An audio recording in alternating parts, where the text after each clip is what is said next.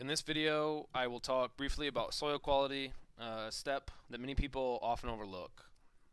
Many people plant seeds or seedlings in whatever soil people have in their desired crop area. Not making sure that their soil is properly rich enough to grow your harvest is one of the easiest ways to handicap your results.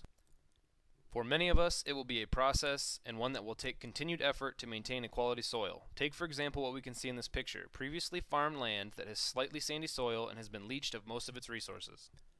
As you can see, most of what can grow here is just light weed and grass cover, definitely not an ideal environment for crops as it stands. To fix this, you would need to amend soils, mulches, composts, or fertilizers into the existing soil. A mix of these all together would work best. Here we have a mix pile where sandy soil, black dirt, compost, and mulch have been mixed together with a front end loader. I've already used the best part of the mix, so we're deeper into the pile here, but you still get the point. Adding all this together creates organic matter, which when broken down creates nutrients for plants to grow as weather, worms, insects, and microorganisms break it down. Without these nutrients, you're simply not going to have the results you're hoping for, and some crops simply will not produce as their needs vary. If you're starting off in a pretty bad state and your soil doesn't grow produce well, is too sandy, has too much clay, or lacks worms, I'd highly recommend starting off buying an early fix. Either buy some good black soil, manure, compost, worm castings, or whatever your soil requires. If you are going to do anything in size, I'd recommend buying in bulk. Either fill your truck or trailer, as buying bags at a big box store is way more expensive. After you've done that or don't require the need to buy a larger fix, compost, compost, compost. It's so easy to do, it should be a no-brainer. Not to mention it's free. If you're already inclined to grow produce, you'll already end up having your organic waste as well. Composting can be done in many ways, but they're all cheap, easy, and very effective. It adds up quick. I suppose I could make a more detailed video later, but the basics are you collect your organic food waste and let nature do its work. You can also help nature by using worms. Red worms specifically will eat and process their body weight every single day. A good range of organic waste composted will offer the majority of nutritional needs for your crops, as well as bring in worms to condition the soil further. That also leads to the worm test. Basically, the bottom line of the worm test is if your soil has no worms, it has nothing to eat, meaning no nutrients. If your soil has worms and is still struggling to grow select crops, then you could do a soil test, a chemical soil test. But if there's a lot of worm activity, there's a high probability chance that most common crops will flourish there. This is an outdoor compost pile in the corner of one of our garden areas. We have a few different compost areas throughout the property. This one is about a 5 foot by 5 foot, near 1 foot deep hole.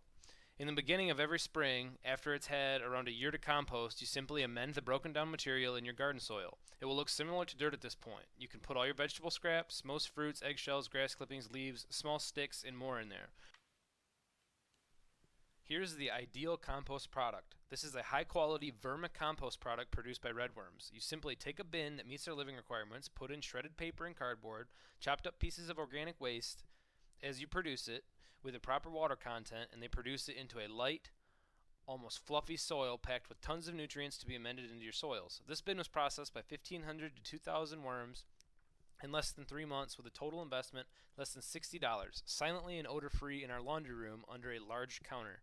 If you grow it, eat it, and need to do it every season, it's so easy there's no good reason not to do it, especially if you're not a fan of chemical fertilizers. Now, I'm indifferent really, but I'll use chemical fertilizers occasionally. I just prefer to do it the more natural way.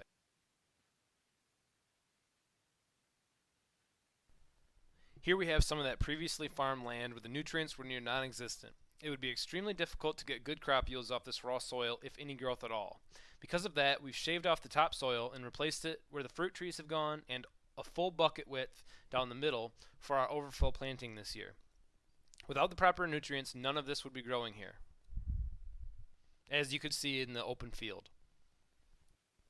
The rain doesn't help show the exact soil makeup here, but you can see, even wet, it still doesn't get too clumpy or muddy. Adding more compost to this would be perfect.